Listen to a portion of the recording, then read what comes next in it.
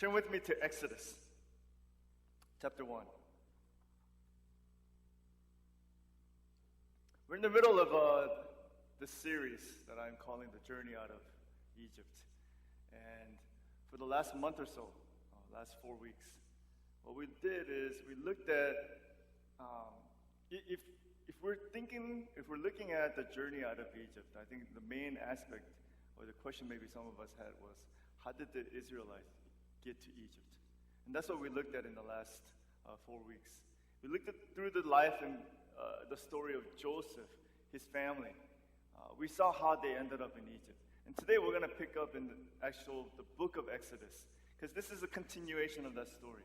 So chapter 1, verse 1, it says this: "These are the names of sons of Israel, that is Jacob, who moved to Egypt with their father, each with his family: Reuben, Simeon, Levi, Judah, Issachar, Zebulun, Benjamin, Dan, Naphtali, Gad, Asher. In all, Jacob has 70 descendants in Egypt, including Joseph, who was already there. In time, Joseph and all his brothers died, ending that entire generation." If we stop right here. So basically the story we looked at in Genesis, the latter parts of the book of Genesis, all of the events that we saw. When we left off in Genesis, we kind of read, where we left off, we saw that Joseph or Jacob had died. And in chapter 50, he assures his brothers, hey, don't worry. I'm not going to harm you guys. What you meant for harm, God meant for good. That was the dialogue that he had with his brothers. And we're not told anything else about the events of their life in Egypt. But we come to Exodus 1 and we see in time, after a certain period of time, Joseph and all his brothers, they died, ending that entire generation. Now what we see are the descendants, the children and grandchildren of Joseph and his brothers. Verse 7, "But their descendants, the Israelites, had many children and grandchildren. In fact, they multiplied so greatly that they became extremely powerful and filled the earth. Eventually, a new king came to power in Egypt who knew nothing about Joseph or what he had done. He said to his people, 'Look, the people of Israel now outnumber us, and they're stronger than we are. We must make a plan to keep them from growing even more. If we don't, and if a war breaks out, they will join our enemies and fight against us. Then they will escape from the country.' So the Egyptians made the Israelites their slaves. They appointed brutal slave drivers over them, hoping to wear them down with crushing labor. They forced them to build the cities of Pithom and Ramses as supply centers for the king. But the more the Egyptians oppressed them, the more the Israelites multiplied and spread, and more alarmed the Egyptians became." Verse 13, "So the Egyptians worked the people of Israel without mercy. They made their lives bitter, forcing them to mix mortar and make bricks, and do all the work in the fields. They were ruthless in all their demands." I titled this message, "New King, New Rules." New King, New Rules. Because that's what we see happening in Exodus chapter 1. Remember, the Pharaoh in the time of Joseph. Joseph found favor in the eyes of Pharaoh. Why? Because of the dream that he interpreted. So Pharaoh gave him charge over everything.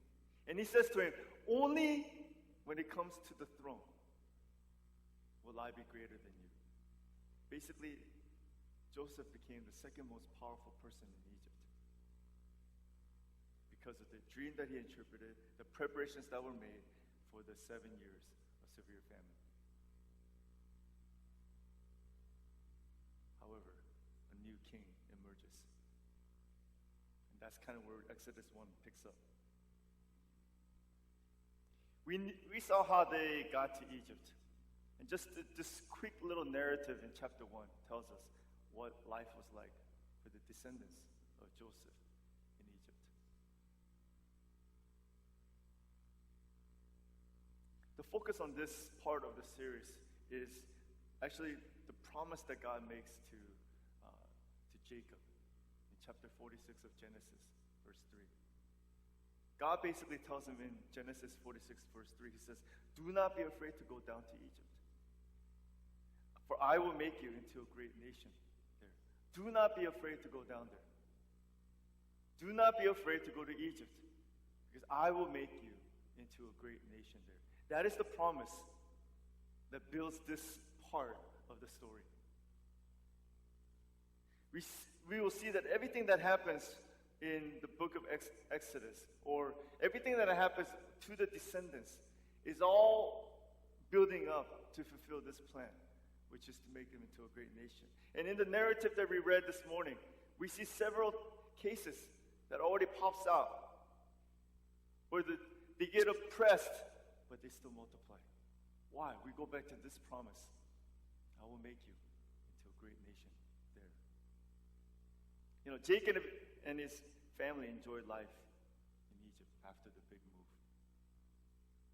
Jacob was happy because he got to see his son Joseph, whom he loved very much, whom he thought was dead, but finds out that he's alive. So he is so excited, so happy. And in fact, when he hears the news, he's like, "I will go down to Egypt. I will go down there and see Joseph with my own eyes before I die. Then I can die in peace."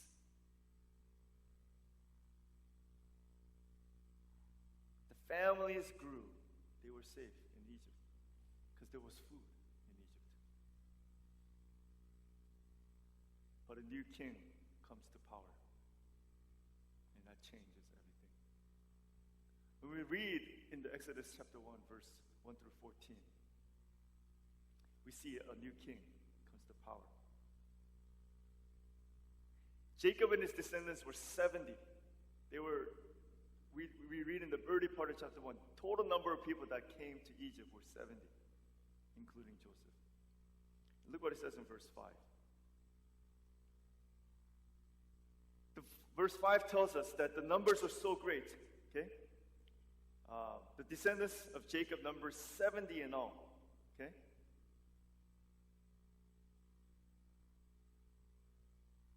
But we see also in chapter 1, verse 7, but the Israelites were exceedingly fruitful, it says, if I read the NIV here, exceedingly fruitful.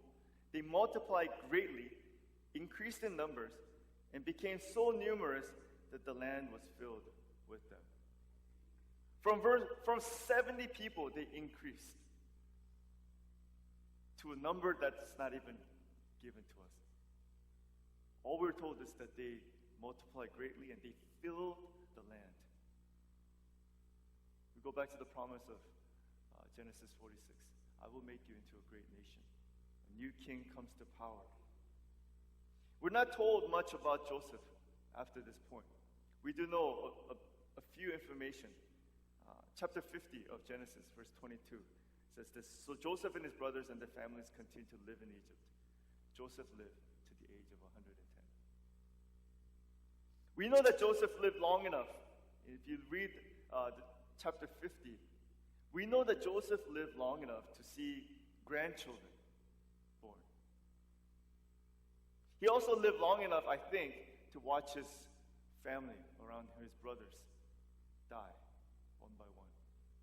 I don't know if Joseph was the last one left, because his brothers, we don't have any information about them. 110 years old. He lived a good life. Most likely until the very end, serving in the capacity that he was given. As long as Pharaoh knew about Joseph, the Israelites were safe and they were treated well. But look at chapter 1 of Exodus, verse 8. Eventually, a new king comes to power in Egypt who knew nothing about Joseph or about what he had done. And that's a key transitional verse for us. Eventually. That Pharaoh that Joseph served under, he can't live forever. Eventually, as time went on, eventually a new king comes to power. and he knew nothing about Joseph. He had no relationship with Joseph in essence. And because he had no relationship with Joseph, he looks upon his kingdom and he sees all of these Hebrews or Israelites and he's thinking, what are we going to do with all of them? What do I do with all of this? Everywhere I look, there they are. What am I supposed to do with them? This is a problem.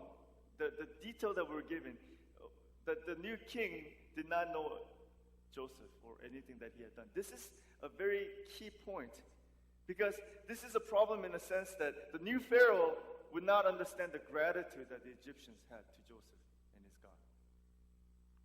Because through the dream to Pharaoh, through the interpretation of the dream,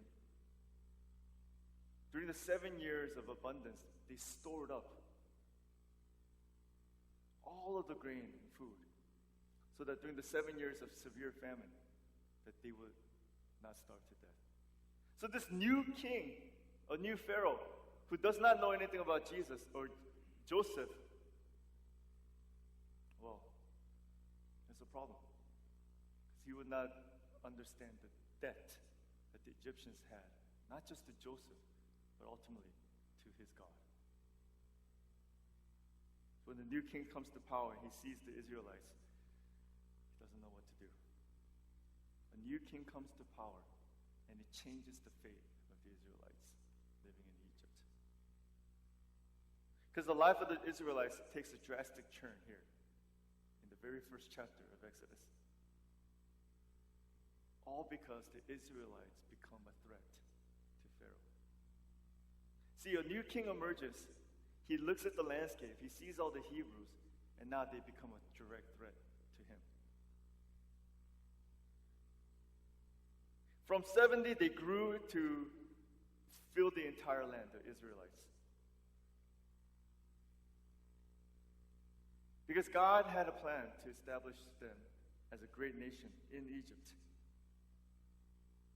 Verse 7 once again says, their descendants, the Israelites, had many children and grandchildren. In fact, they multiplied so greatly that they became extremely powerful and filled the land. You know, by the time that the Israelites come out of Egypt, some of the numbers, rough estimates the scholars have, is the number is in hundreds and hundreds of thousands, if not millions.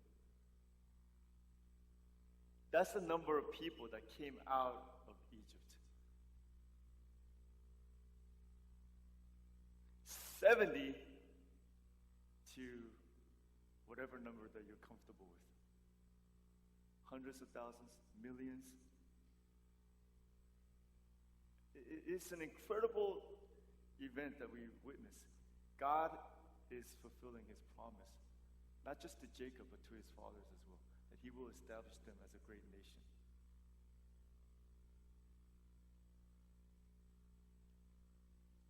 So by the time this Pharaoh comes to power, we see that God's plan and his purpose seems to be on track. They increase from 70 to multitudes. That they became so numerous that they became a threat to Pharaoh. He said to his people in verse 9, look, the people of Israel now outnumber us and are stronger than we are. We must make a plan to keep them from growing even more. If we don't, and if war breaks out, they will join our enemies and fight against us. Then they will escape from the country. When he sees the Israelites, he is threatened by just the sheer number of them living in his country. He is so afraid that he thinks, you know what, if war breaks out, they might join forces with our enemies and defeat us. And then he says something very interesting here at the end of verse 10. Then they will escape from the country. They will escape from the country. What did this new king understand about the Israelites' presence in Egypt? not only do we know that he knew nothing about Joseph with the story, somewhere along the line, did someone give him false information about the Israelites that caused him to have this hardened heart? Remember, this is the Pharaoh that God hardens his heart to not allow the Israelites to go. I believe this is during the reign of this Pharaoh. Is there some information about the Israelites that he feels like to escape from this country? That's the NLT version, by the way. That they will escape the country. It's very interesting. When they moved to Egypt, Joseph tells his brothers, hey, when the Pharaoh asks you, what is your occupation? Tell him you're shepherds. You've been doing that since you're young or you're a child. And Joseph says to his brothers, the Egyptians detest shepherds. And so Pharaoh says, you know what? Since you guys have this experience, take all of my livestock and tend to them as well.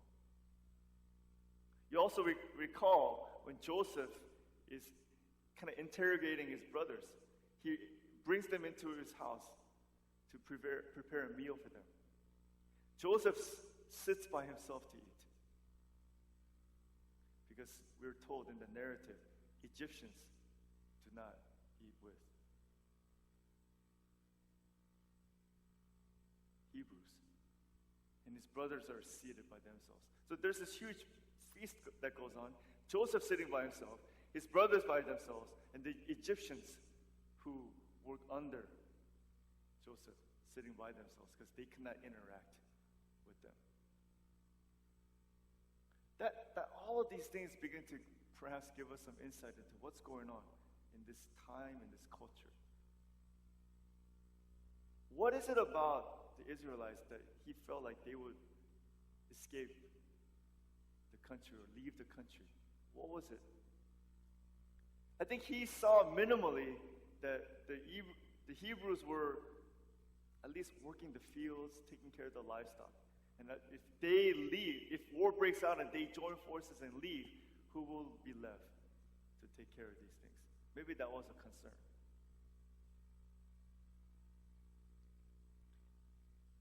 Was he just paranoid? Or did he have a valid reason? We really don't know. But either way, he saw the Israelites as a threat. And he desperately wanted to do something about them, to limit their growth. Because they were growing and multiplying so incredibly fast. He wanted to limit them in some capacity. But it all goes back to chapter 1, verse 8. New king comes to power who did not know about Joseph. He didn't know about the work that Joseph did to save the people. Because he had no relationship to Joseph, the Israelites were nothing more than a nuisance, a threat.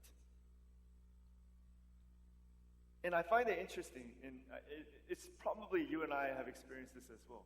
Over time, our memory fades, right? As we get older, we tend to forget about certain things.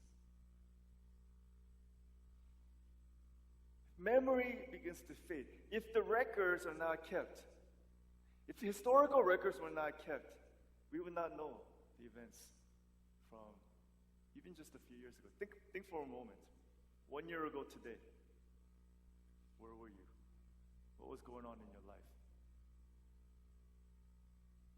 Some of you, it might be easy. Oh, I was unemployed. How about 2 years ago? How about 5 years ago? 10 years ago? 20? Some of you, if we go beyond 20, you didn't exist. We look back at the past and it's just all a blur. All of the memories are just blended into this foggy, cloudy.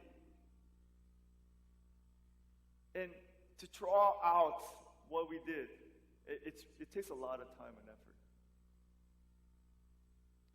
The events of Joseph and what he did, it was not maintained. And because it was not maintained, by the time this new Pharaoh comes to power, there's no record of it. Did he even know about the famine? Did he even know that in the past, in the history of the Egyptians, that there was a possible threat that they could be all wiped out, had it not been for some young Hebrew guy that was in prison, who interpreted the dream for his cupbearer.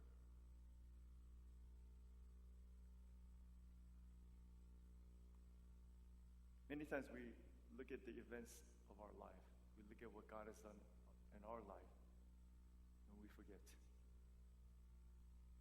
We forget the good. We do remember some of the bad, though. We forget the good that God has done in our lives.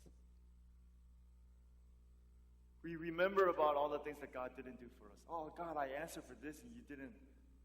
I wanted this and I didn't get it.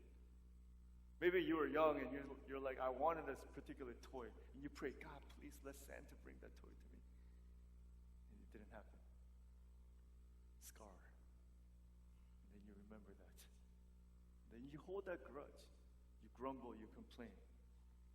We forget about all that God has done for us. You know, when we forget, you know what happens? We move on from God. We say, you know what? God didn't come through on here. Maybe there's something else out there that can help. Maybe it's up to me. Maybe I have to work at it. Maybe I have to do it. It's important to always remember and to be reminded of all that God has done in our lives. To never forget. One of the commands that Moses gives that we find in the early parts of the Bible is Moses tells basically his parents, hey, do not forget. Make sure your children understand everything. Talk with them as you're walking, as you're sitting down. Don't forget to remind them of all the things that God has done for us. I think a couple of weeks ago, my parents, maybe more than a couple of weeks ago, maybe about 3 or 4 weeks ago, there was a missionary that came to my parents' church. And without even being there, I can tell exactly one of the challenges that he made to all the people that were present. I think he said, never let a day go by without telling people that you love them. Because he came on Friday and Saturday and Sunday, and I saw my mom on Sunday, towards the end of it, and she goes, son, I love you. I said, okay, Mom. And then later in that week, I saw her again. And she grabs Abby and Timothy, or she grabs Abby because Timothy was in school. She grabs Abby and she goes, Abby, Grandma loves you. And then she looks to me and goes, son, I love you. Every time I see my mom now, since that moment, she says, son, I love you. So I'm like, okay, the guest speaker must have said something about don't let a day pass by. That's the conclusion that I came to. My dad, for some reason, forgot about that, I think. My mom is doing it, but I don't really see my dad do it as much. But we forget the things that God has done in our lives. And we can't. I don't do it as often, but I do journal occasionally. Because I write down some significant things that happened in my life. And I go back and I read it and I see, oh man, I see how God was with me, how God helped me through a particular moment. Hannah was talking to a coworker who's, I think was a 1-year-old. I mean, they found out very early that their child had a defect in his heart, and that will require surgery. And as she was talking to that person, it reminded us of Timothy, he was born with a hole in his heart. And now at 3 months old, he had to have the open heart surgery. And every time we see him, we see the scar. It's a fresh reminder. Not just the pain and the stress and the worry of all of that, but God's faithfulness. So we cannot forget. And it's important for us to remember it however way we need to do it. Sometimes even to writing it down. It's very important. A new king comes to power. They become a threat. And so what happens? The Israelites are forced into slavery. The solution for the Pharaoh was to enslave the Israelites. Look at verse 11. So the Egyptians made the Israelites their slaves. They appointed brutal slave drivers over them, hoping to wear them down with crushing labor.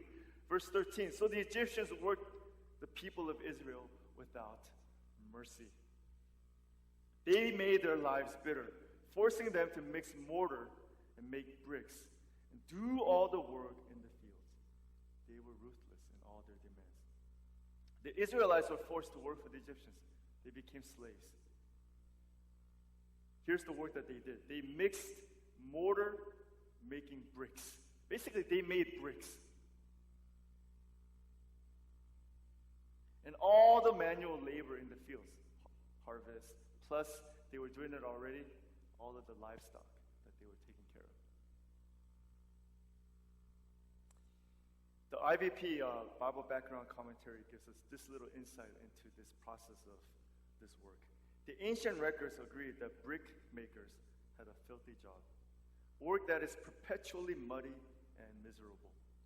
Houses, public buildings, walls around cities, and even pyramids were at times constructed of brick. Literally, millions of bricks were needed, and daily individual quotas would vary depending on how many were assigned to each crew. Crews operated by divisions of labor, with tasks such as fetching and breaking up straw, setting or hauling mud and water, shaping the bricks by hand or using tools, or using molds, setting the bricks to dry in the sun, and several days later to gather them and haul them to the build site. These were the types of work that were set aside. And they were responsible for the work. Imagine you had a job to go out into the fields and bring straw to be mixed with mud so that they can make the bricks. Or maybe it's your job to go find water. They didn't have the tools that we had today. Everything was manual. They probably used buckets or some kind of pail or something to carry and transport things. Probably over their shoulders. It was a painstaking, rigorous, laborious work. A type of work that was only reserved for slaves. Egyptians, why would they do this? They would just force other people to do it. And the Israelites were chosen to work in this work. They have become slaves. You know, slave labor was part of enabled, I think, the great construction of this time. Pyramids, for example, many scholars believe that slave labor helped build the great pyramids. And to take the people that you conquered and put them into slavery, that was a common practice that was employed in this time. And even well after. You conquer a group of people, you take them and you force them into manual labor. When the Babylonians, when they came through and they conquered, what did they do? They took all the people back, put them to work. Daniel and his friends were chosen because they were bright to be put into king's service. But that's kind of what happens. But the Israelites, ironically, faced the treatment of a conquered nation when they were never conquered. Many of the people that were put into slavery were born in Egypt. So if you were born in Egypt, how could they take you and treat you like a conquered nation? If we were born in America, we become citizens of America. Therefore, we enjoy all the benefits and rights as a citizen of this country. Well, America is one of the few countries that actually has that benefit, even in the world today. And it surely wasn't the case here. The fact remains that these were Hebrews, although they were born in Egypt, they were not citizens. Therefore, they had no rights. And because they had no rights, they could be taken into slavery. Although they were born there, tough luck. They're made into slaves. Imagine waking up one day and all of a sudden your life is turned upside down. That's literally what happened. The Pharaoh said, we got to do this, and it was done. And the Israelites no longer had that freedom that they enjoyed. Chapter 1, we see now the shift of what happens to the descendants in Egypt.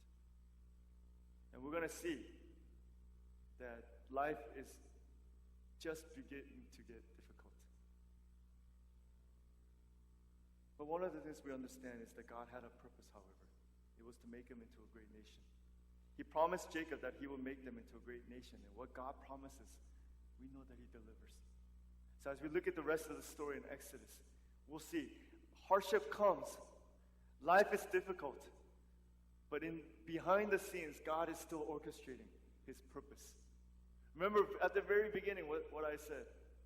One of the things that we have to understand is that God is behind everything. God is behind everything. We saw that in the life of Joseph. We will see it in the life of the Israelites who are slaves in Egypt. That God is behind everything. The injustice the Israelites face is part of this plan. Yeah, I know it doesn't make sense, but it's part of the plan. Joseph being sold into slavery was part of the plan. It didn't make sense for us. But that's how he had to get to Egypt to be able to do what God wanted him to do. It's not just to save his family, but to get him to move to Egypt. The reason why that they were enslaved is why? Because they became so numerous, which is the promise that God had. This God's plan is so intricate, and there's so many different parts to it. We have the luxury to look back and read about it. But if you are going through that at that moment, it would be so difficult. We don't understand why slavery was part of the plan. But that's how God designed it. We experience things in our own lives that don't make sense either. As we have learned through the life of Joseph, we can rest assured that God does have a plan. And that when the time is right, he will reveal that plan to us. And then we will look back and say, it makes sense. I feel like through just this preparation the last month, my appreciation for this story has gone to another level. Remember, God is behind everything. And it's something that we cannot forget. No matter what we're faced with, God is behind everything. Nothing is by accident. It's all by his incredible and amazing